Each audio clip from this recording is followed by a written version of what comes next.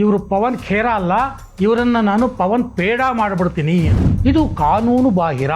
ಈ ಆರೋಪವನ್ನು ಪವನ್ ಖೇರಾ ದಾಖಲೆ ಸಮೇತ ಪತ್ರಿಕಾಗೋಷ್ಠಿಯಲ್ಲಿ ಮಾಡಿದ್ರು. ಯಾವುದು ಆ ಮೂರು ದೇಶಗಳು? ಅದರಲ್ಲಿರುವ ಫೋಟೋ ರಿನಿಕಿ ಅವರದ್ದಲ್ಲ, ನಕಲಿ ಪಾಸ್ಪೋರ್ಟ್ ಅನ್ನೋದನ್ನ ಅಲ್ಲಿನ ಸರ್ಕಾರ ಹೇಳಿದೆ. ಪವನ್ ಖೇರಾ ಪ್ರದರ್ಶನ ಮಾಡಿದಂಥ ಪಾಸ್ಪೋರ್ಟ್ ಅನ್ನ ರಿವರ್ಸ್ ಸರ್ಚ್ ಎಂಜಿನ್ ಹಾಕಿ ನೋಡಿದಾಗ ಸ್ಪಷ್ಟವಾಗಿ ಗೊತ್ತಾಗುತ್ತೆ. ಈ ಫೇಕ್ ಡಾಕ್ಯುಮೆಂಟ್ಗಳಿಗೆಲ್ಲ ಮೂಲ ಯಾವುದು ಗೊತ್ತಾ? ಪಾಕಿಸ್ತಾನದ ಒಂದು ಫೇಸ್ಬುಕ್ ಅಕೌಂಟ್. ಪವನ್ ಖೇರಾ ಆರೋಪಗಳಿಗೂ ಪಾಕಿಸ್ತಾನಕ್ಕೂ ಲಿಂಕ್ ಇದೆ. ಅವ್ರು ಎಲ್ಲಿದ್ದಾರೆ ಅಂತ ಗೊತ್ತಿಲ್ಲ. Pavan Khera is absconding. ಪವನ್ ಖೇರಾ ಮಾಡಿದಂಥ ಆರೋಪಗಳೇನು, ಅದಕ್ಕೆ ಹಿಮಂತ ಬಿಸ್ವ ಶರ್ಮಾ ಕೊಟ್ಟಂತಹ ರಿಯಾಕ್ಷನ್ ಏನು? ಸ್ನೇಹಿತರೆ ನಮಸ್ಕಾರ, ಹೊಸದಿಗಂತ ಡಿಜಿಟಲ್ ಚಾನಲ್ಗೆ ಸ್ವಾಗತ. ಕಾಂಗ್ರೆಸ್ ಮುಖಂಡ ಪವನ್ ಖೇರಾ ಅಸ್ಸಾಂ ಮುಖ್ಯಮಂತ್ರಿ ಹಿಮಂತ ಬಿಸ್ವ ಶರ್ಮಾ ವಿರುದ್ಧ ಅನೇಕ ಆರೋಪಗಳನ್ನು ಮಾಡಿದ್ದಾರೆ. ಈ ಆರೋಪಗಳೆಲ್ಲ ಸುಳ್ಳು ಅಂತ ಹಿಮಂತ ಬಿಸ್ವ ಶರ್ಮಾ ಕೂಡ ತಿರುಗೇಟ್ ಕೊಟ್ಟಿದ್ದಾರೆ. ಈ ಮಧ್ಯದಲ್ಲಿ ಅವರಿಬ್ಬರ ನಡುವಿನ ಮಾತುಗಳು ಬಹಳ ವೈರಲ್ ಆಗಿವೆ. ಆ ವೈರಲ್ ಆಗಿರುವಂಥ ಮಾತುಗಳನ್ನು ಒಂದ್ಸಲಿ ನೋಡ್ಕೊಂಡು ಬನ್ನಿ, ಆಮೇಲೆ ಏನಿದು ಕೇಸು ಅನ್ನೋದನ್ನ ನಾನು ಡೀಟೇಲ್ ಆಗಿ ನಿಮ್ಮ ಜೊತೆ ಮಾತಾಡ್ತೇನೆ. और एक एक्शन में लेने जा रहा हूँ, बाद में बताऊंगा। पवन खेरा को मैं पवन पेरा बना दूंगा, थोड़ा दिन इंतजार करें। और एक एक्शन में लेने जा रहा हूँ, बाद में बताऊंगा। पवन खेरा को मैं पवन पेरा बना दूंगा, थोड़ा दिन इंतजार करें। Well, I saw what they've said, but I want to ask them: are they denying that they have no property in Dubai? Are they denying that they have no company in America? Are they denying that they have no shell companies anywhere in the world? So they are also saying that within the 48 hours they will file. Why wait for 48 hours? Do it immediately. We will give much more evidence every day. A lot is coming. Himanta Biswa Sharma ಇಲ್ಲಿ ಹೇಳ್ತಾರೆ, ಇವರು ಪವನ್ ಖೇರಾ ಅಲ್ಲ, ಇವರನ್ನ ನಾನು ಪವನ್ ಪೇಡ ಮಾಡಿಬಿಡ್ತೀನಿ ಅಂತ. ಅಷ್ಟೊಂದು ತೀಕ್ಷ್ಣವಾಗಿ ಅವರು ತಿರುಗೇಟ್ ಕೊಡ್ತಾ ಇದ್ದಾರೆ. ಹಾಗಾದರೆ ಪವನ್ ಖೇರಾ ಮಾಡಿದ ಆರೋಪಗಳೇನು? ಹಿಮಂತ ಬಿಸ್ವ ಶರ್ಮಾ ಅವರ ಕುಟುಂಬದ ವಿರುದ್ಧ ಪವನ್ ಖೇರಾ ಅನೇಕ ಆರೋಪಗಳನ್ನು ಮಾಡಿದ್ದಾರೆ. ಆ ಎಲ್ಲ ಆರೋಪಗಳಿಗೆ ಹಿಮಂತ ಬಿಸ್ವ ಶರ್ಮಾ ರಿಯಾಕ್ಟ್ ಮಾಡಿದ್ದಾರೆ. ಅವುಗಳೆಲ್ಲ ಸುಳ್ಳು ಅಂತ ಹೇಳುವಂಥ ಪ್ರಯತ್ನವನ್ನು ಮಾಡಿದ್ದಾರೆ. ಜೊತೆಗೆ ಪವನ್ ಖೇರಾ ಹೇಗೆ ಫೇಕ್ ಡಾಕ್ಯುಮೆಂಟ್ಗಳನ್ನು ಕ್ರಿಯೇಟ್ ಮಾಡೋದ್ರ ಮುಖಾಂತರ ತಮ್ಮ ಮೇಲೆ ಇಲ್ಲ ಸಲ್ಲದ ಆರೋಪ ಮಾಡಿದ್ದಾರೆ ಅಂತ ಅವರು ಪ್ರೂವ್ ಮಾಡುವಂಥ ಪ್ರಯತ್ನವನ್ನು ಮಾಡಿದ್ದಾರೆ. ಈಗ ಪವನ್ ಖೇರಾ ಮಾಡಿದಂಥ ಆರೋಪಗಳೇನು, ಅದಕ್ಕೆ ಹಿಮಂತ ಬಿಸ್ವ ಶರ್ಮಾ ಕೊಟ್ಟಂತಹ ರಿಯಾಕ್ಷನ್ ಏನು, ಇದೆರಡನ್ನೂ ನಾನು ನಿಮ್ಮ ಮುಂದೆ ಒಂದೊಂದಾಗಿ ಇಡ್ತಾ ಹೋಗ್ತೇನೆ. ಪವನ್ ಖೇರಾ ಅವರ ಆರೋಪಗಳಲ್ಲಿ ಮೊದಲನೇದು ಏನು ಅಂತಂದರೆ ಪಾಸ್ಪೋರ್ಟ್ ವಿಚಾರ.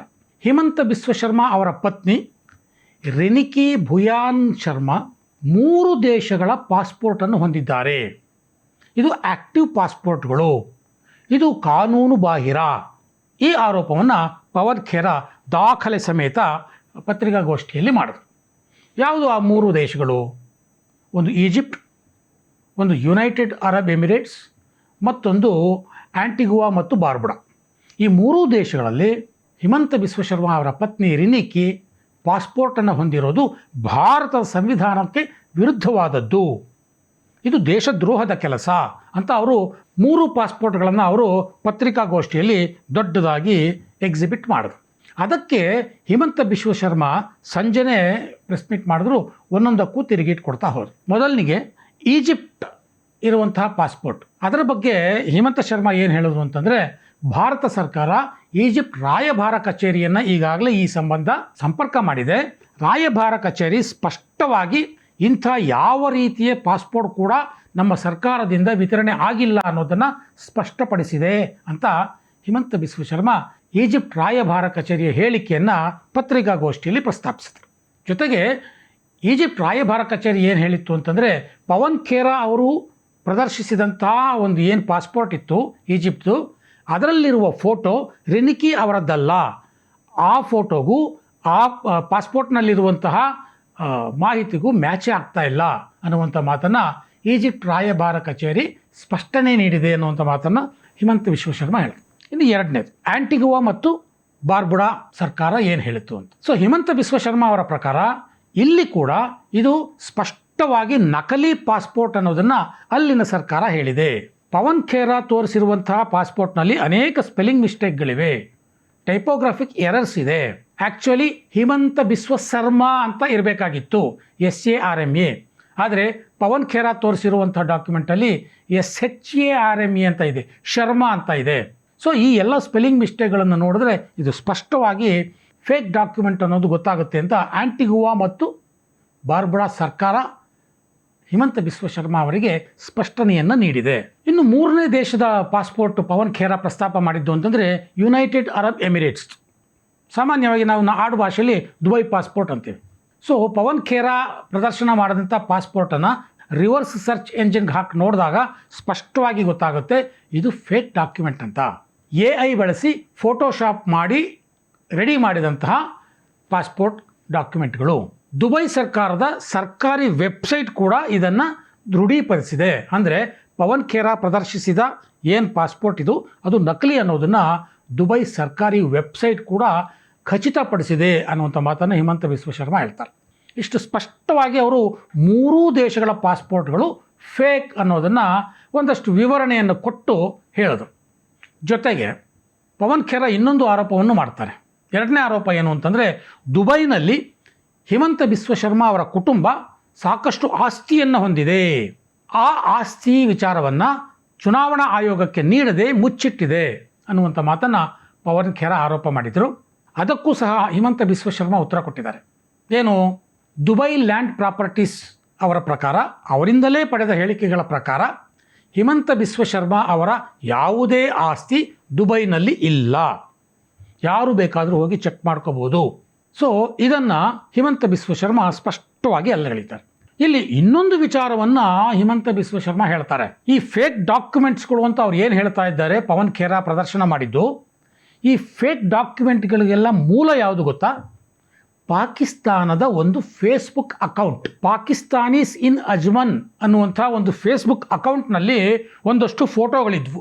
ಆ ಫೋಟೋಗಳನ್ನು ಎತ್ಕೊಂಡು ಬಂದು ಅಲ್ಲಿಂದ ಡೌನ್ಲೋಡ್ ಮಾಡ್ಕೊಂಡು ಬಂದು ಅದಕ್ಕೆ ಬೇರೆ ಬೇರೆ ದೇಶಗಳ ಪಾಸ್ಪೋರ್ಟನ್ನು ಸೇರಿಸಿ ಫೋಟೋಶಾಪ್ ಮಾಡಿ AI ಬಳಸಿ ಈ ನಕಲಿ ಪಾಸ್ಪೋರ್ಟ್ಗಳನ್ನು ಬಳಸಲಾಗಿದೆ ಅಂತ ಹಿಮಂತ ಬಿಸ್ವ ಶರ್ಮಾ ಗಂಭೀರವಾದ ಆರೋಪ ಮಾಡ್ತಾರೆ. ಅಂದರೆ ಪವನ್ ಖೇರಾ ಆರೋಪಗಳಿಗೂ ಪಾಕಿಸ್ತಾನಕ್ಕೂ ಲಿಂಕ್ ಇದೆ ಅನ್ನೋದನ್ನು ಅವರು ಇಲ್ಲಿ ಒತ್ತಿ ಹೇಳ್ತಾರೆ. ಕಾಂಗ್ರೆಸ್ನ ಅನೇಕ ನಾಯಕರು ಪಾಕಿಸ್ತಾನದ ಫೇಸ್ಬುಕ್ ಅಕೌಂಟ್ ಜೊತೆ ಲಿಂಕ್ ಹೊಂದಿರುವಂಥದ್ದನ್ನು ಹಿಂದೆ ಅನೇಕ ವಿಡಿಯೋಗಳನ್ನು ನಾನು ಮಾಡಿದ್ದೇನೆ. ಅಷ್ಟೇ ಅಲ್ಲ, ಇದೇ ಅಸ್ಸಾಂನ ಕಾಂಗ್ರೆಸ್ ನಾಯಕ ಗೌರವ್ ಗೊಗೋಯ್ ಪತ್ನಿ ಎಲಿಜಬೆತ್ ಗೊಗೋಯ್ ಅವರಿಗೂ ಪಾಕಿಸ್ತಾನಕ್ಕೂ ಇರುವ ಲಿಂಕ್ ಸಹ ಈಗ ಸಾಕಷ್ಟು ಚರ್ಚೆಯಲ್ಲಿದೆ. ಅದು ಕೋರ್ಟಲ್ಲಿ ಕೂಡ ನಡೀತಾ ಇದೆ. ಸೊ ಇಂಥ ಒಂದು ಸನ್ನಿವೇಶದಲ್ಲಿ ಪವನ್ ಖೇರಾ ಎಲ್ಲಿಂದ ಈ ಇಮೇಜ್ಗಳನ್ನ ತಗೊಂಡ್ರು? ಪಾಕಿಸ್ತಾನದ ಫೇಸ್ಬುಕ್ಕಿಂದ. ಇದನ್ನು ಹಿಮಂತ ಬಿಸ್ವ ಶರ್ಮಾ ಹೇಳ್ತಾ ಇದ್ದಾರೆ. ಅಂದರೆ ಪವನ್ ಖೇರಾ ಅವರ ಸಂಪರ್ಕ ಎಲ್ಲೆಲ್ಲಿ ಹರಡಿದೆ, ಪಾಕಿಸ್ತಾನ ನಾಯಕರ ಸಂಪರ್ಕ ಜಾಲ ಎಲ್ಲೆಲ್ಲಿ ಹರಡಿದೆ ನೋಡಿ ಅನ್ನುವಂಥದ್ದನ್ನು ಹಿಮಂತ ಹೇಳ್ತಾ ಇದ್ದಾರೆ. ನಿಜಕ್ಕೂ ಆಶ್ಚರ್ಯ ಅಲ್ವಾ? ಮೂರನೇ ಆರೋಪ ಪವನ್ ಖೇರಾ ಮಾಡುವಂಥದ್ದು ಏನು, ಹಿಮಂತ ಬಿಸ್ವ ಶರ್ಮಾ ಅವರ ಕುಟುಂಬ ಅಮೆರಿಕಾದ ವ್ಯೋಮಿಂಗ್ ಪ್ರಾಂತ್ಯದಲ್ಲಿ ಒಂದು ಶೆಲ್ ಕಂಪನಿಯನ್ನು ಹೊಂದಿದೆ. ಆ ಕಂಪನಿಯ ಮುಖಾಂತರ ಈ ಕುಟುಂಬ 52,000 ಕೋಟಿ ರೂಪಾಯಿ ಹೂಡಿಕೆ ಮಾಡಿದೆ, ಇನ್ವೆಸ್ಟ್ ಮಾಡಿದೆ. ಇದನ್ನು ಚುನಾವಣಾ ಆಯೋಗಕ್ಕೆ ಕೊಟ್ಟಿಲ್ಲ, ಅದನ್ನು ಮರೆಮಾಚಿದೆ. ಈ ಎಲ್ಲ ದುಡ್ಡು ಅಸ್ಸಾಂನ ಬಡ ಜನರ ದುಡ್ಡು, ಅಸ್ಸಾಂನಿಂದ ಲೂಟಿ ಹೊಡೆದಂತಹ ದುಡ್ಡು ಅಂತ ಪವನ್ ಖೇರಾ ಆರೋಪ ಮಾಡ್ತಾರೆ. ಇದನ್ನು ಫ್ಯಾಕ್ಟ್ ಚೆಕ್ ಮಾಡುವಾಗ ಏನೇನು ಕಂಡು ಬಂತು? ಪವನ್ ಖೇರಾ ಹೇಳಿದ ಹಾಗೆ ರಿನಿಕಿ ನಂದಿ LLC ಅಂತ ಆ ಶೆಲ್ ಕಂಪನಿಯ ಹೆಸರು. ಈ ಕಂಪನಿಯಲ್ಲಿ ಹಿಮಂತ ಕುಟುಂಬ 52,000 ಕೋಟಿ ರೂಪಾಯಿ ಹೂಡಿಕೆ ಮಾಡಿದೆ ಅಂತ ಪವನ್ ಖೇರಾ ಹೇಳ್ತಾರೆ. ಇದನ್ನು ಚೆಕ್ ಮಾಡಿದಾಗ ಈ ಕಂಪನಿ ರಿಜಿಸ್ಟರ್ ಆಗಿರೋದು ಇದೇ ಏಪ್ರಿಲ್ 3ನೇ ತಾರೀಕು ಬೆಳಗ್ಗೆ 10:33 ಪವನ್ ಖೇರಾ ಪ್ರೆಸ್ ಮೀಟ್ ಮಾಡಿದ್ದು ಯಾವತ್ತು? ಏಪ್ರಿಲ್ 5ನೇ ತಾರೀಕು. ಅಂದರೆ ಈ ಕಂಪನಿ ರಿಜಿಸ್ಟರ್ ಆಗಿ 2 ದಿನಕ್ಕೆ ಪವನ್ ಖೇರಾ ಇಲ್ಲಿ ಪ್ರೆಸ್ ಮೀಟ್ ಮಾಡ್ತಾರೆ. ಈ ಕಂಪನಿಯ ಮುಖಾಂತರ 52,000 ಕೋಟಿ ರೂಪಾಯಿ ಹೂಡಿಕೆ ಮಾಡಿದ್ದಾರೆ ಹಿಮಂತ ಕುಟುಂಬ ಅಂತ. ಈ ಕಂಪನಿಯನ್ನು ರಿಜಿಸ್ಟರ್ ಮಾಡಿಸಿದವರು ಯಾರು? ಆಂಡ್ರೂ ಪಿಯರ್ಸ್ ಅಂತ. ಈತ ವ್ಯೋಮಿಂಗ್ LLC ಅಟಾರ್ನಿ ಅನ್ನುವಂಥ ಒಂದು ಕಾನೂನು ಸಲಹಾ ಕಂಪನಿಯ CEO. ಈ CEO ವ್ಯೋಮಿಂಗ್ನಲ್ಲಿ ರಿಜಿಸ್ಟರ್ ಮಾಡಿಸ್ತಾನೆ ಈ ಕಂಪನಿಯನ್ನು. ಯಾವುದು? ರಿನಿಕಿ ನಂದಿ LLC ಅಂತ. ಇವನು ಯಾಕೆ ಅದನ್ನು ರಿಜಿಸ್ಟರ್ ಮಾಡ್ತಾನೆ? ಯಾಕೆ ಅಂತಂದರೆ ಇವನ ಕಂಪನಿ ಏನಿದೆಯಲ್ಲ, ಕಾನೂನು ಸಲಹಾ ಕಂಪನಿ, ಈ ಕಂಪನಿಯ ಕೆಲಸವೇ ಅದು ನಾನ್ US ರೆಸಿಡೆಂಟ್ಸ್ಗೆ, ಅಂದರೆ ಅಮೆರಿಕೇತರ ಪ್ರಜೆಗಳು ಯಾರೇ ಇದ್ದರೂ ಅವರಿಗೆ ಅಮೆರಿಕಾದಲ್ಲೊಂದು ಶೆಲ್ ಕಂಪನಿಯನ್ನು ರಿಜಿಸ್ಟರ್ ಮಾಡಿಸ್ಕೊಡುವಂಥ ಕೆಲಸ ಇವ್ರದ್ದು. ಆ ದಂಧೆನೇ ಅದು. ಶೆಲ್ ಕಂಪನಿ ಅಂದರೆ ಏನು? ಒಂದು ಫೇಕ್ ಕಂಪನಿ, ಯಾವುದೋ ಒಂದು ಲೆಕ್ಕಕ್ಕೆ ಇರುವಂಥ ಒಂದು ಕಂಪನಿ. ಆ ದುಡ್ಡು ತೆಗೆದು ಇಲ್ಲಿಗೆ ಹಾಕಿ, ಈ ದುಡ್ಡು ತೆಗೆದು ಅಲ್ಲಿಗೆ ಹಾಕಿ ಮಾಡ್ತಾರಲ್ಲ, ಅಂಥ ಕಾರಣಕ್ಕಾಗಿ ಒಂದು ಅಕೌಂಟ್ಸ್ಗೋಸ್ಕರ ಒಂದು ಶೆಲ್ ಕಂಪನಿ ಅಂತ ಓಪನ್ ಮಾಡ್ತಾರೆ. ಅಂಥ ಶೆಲ್ ಕಂಪನಿಯನ್ನು ನಿಮ್ಮ ಹತ್ರ $200-300 ಇದ್ದರೆ ನೀವು ಕೂಡ ಓಪನ್ ಮಾಡ್ಬೋದು ಅಮೆರಿಕಾದಲ್ಲಿ. ಅಂಥ ಕೆಲಸವನ್ನು ಮಾಡುವಂಥ ಕಂಪನಿ ಇದು. ಈ ಕಂಪನಿಗೆ ಕಾಂಗ್ರೆಸ್ ದುಡ್ಡು ಕೊಟ್ಟು ಹಿಮಂತ ಬಿಸ್ವ ಶರ್ಮಾ ಕುಟುಂಬದ ಹೆಸರಿನಲ್ಲಿ ಶೆಲ್ ಕಂಪನಿಯನ್ನು ಓಪನ್ ಮಾಡಿಸಿದೆ ಅನ್ನೋದು ಅಸ್ಸಾಂ ಮುಖ್ಯಮಂತ್ರಿ ಆರೋಪ. ನೋಡಿ ಎಲ್ಲಿಂದ ಎಲ್ಲಿಗೆ ಬಂತು. ಇದನ್ನೇ ಹಿಮಂತ ಬಿಸ್ವ ಶರ್ಮಾ ಹೇಳ್ತಾ ಇರೋದು, ನಾನು ಪವನ್ ಖೇರಾನ ಸುಮ್ಮನೆ ಬಿಡೋದಿಲ್ಲ, ಅವರನ್ನು ನಾನು ಪವನ್ ಪೇಡ ಮಾಡ್ತೀನಿ ಅಂತ. ಈ ಸಂಬಂಧ ಅನೇಕ ದೂರುಗಳು ದಾಖಲು ಮಾಡಿದ್ದಾರೆ ಹಿಮಂತ ಬಿಸ್ವ ಶರ್ಮಾ. ಮತ್ತು ಮಾನನಷ್ಟ ಮೊಕದ್ದಮೆಯನ್ನು ಹಾಕಿದ್ದಾರೆ, ಬೋತ್ ಸಿವಿಲ್ ಆ್ಯಂಡ್ ಕ್ರಿಮಿನಲ್. 100 ಕೋಟಿ ರೂಪಾಯಿ ಮೌಲ್ಯದ ಮಾನನಷ್ಟ ಮೊಕದ್ದಮೆಯನ್ನು ಪವನ್ ಖೇರಾ ವಿರುದ್ಧ ಹಾಕಿದ್ದಾರೆ. ಪವನ್ ಖೇರಾನೂ ಉತ್ತರ ಕೊಟ್ಟಿದ್ದಾರೆ, ಕೇಸ್ ಹಾಕೋದಾದ್ರೆ ಹಾಕಲಿ, ನನಗೂ ಗೊತ್ತಿದೆ, ನನ್ನ ಹತ್ರ ಇನ್ನೊಂದಷ್ಟು ದಾಖಲೆಗಳಿವೆ, ನಾನು ಅದನ್ನು ಕೋರ್ಟಿಗೆ ಪ್ರೊಡ್ಯೂಸ್ ಮಾಡ್ತೀನಿ ಅನ್ನುವಂಥ ಮಾತನ್ನು ಪವನ್ ಖೇರಾ ಕೂಡ ಹೇಳಿದ್ದಾರೆ. ಈ ಮಧ್ಯದಲ್ಲಿ ಇವತ್ತು ಡೆವಲಪ್ಮೆಂಟ್ ಆಗಿದೆ. ಪವನ್ ಖೇರಾ ವಿರುದ್ಧ ಕಳೆದ ರಾತ್ರಿ ಹಿಮಂತ ಬಿಸ್ವ ಶರ್ಮಾ ಅವರ ಪತ್ನಿ ಕಂಪ್ಲೇಂಟ್ ಕೊಟ್ಟಿದ್ದರು. ಈ ಕಂಪ್ಲೇಂಟನ್ನು ಆಧರಿಸಿ ಅಸ್ಸಾಂ ಪೊಲೀಸರು ಡೆಲ್ಲಿಗೆ ಬಂದಿದ್ದಾರೆ. ಪವನ್ ಖೇರಾ ಅವರ ಮನೆಗೆ ಹೋಗಿದ್ದಾರೆ, ಪವನ್ ಖೇರಾ ಅವರನ್ನು ವಿಚಾರಣೆ ಮಾಡಬೇಕು ಅಂತ. ಆದರೆ ಪವನ್ ಖೇರಾ ಮನೇಲಿ ಇಲ್ಲ, ಅವರು ಎಲ್ಲಿದ್ದಾರೆ ಅಂತ ಗೊತ್ತಿಲ್ಲ. ಒಟ್ಟಿನಲ್ಲಿ ಪವನ್ ಖೇರಾ ನಾಪತ್ತೆ. ಪೊಲೀಸ್ ಭಾಷೆಯಲ್ಲಿ ಹೇಳೋದಾದರೆ ಪವನ್ ಖೇರಾ ಈಸ್ ಅಬ್ಸ್ಕಾಂಡಿಂಗ್, ಅವರು ಕಣ್ಮರೆ. ಆದರೆ ಅವರು ಎತ್ತಿದ ವಿಚಾರಗಳು ಅಸ್ಸಾಂನ ಚುನಾವಣಾ ಕಣದಲ್ಲಿ ಚರ್ಚೆ ಆಗ್ತಾ ಇದೆ.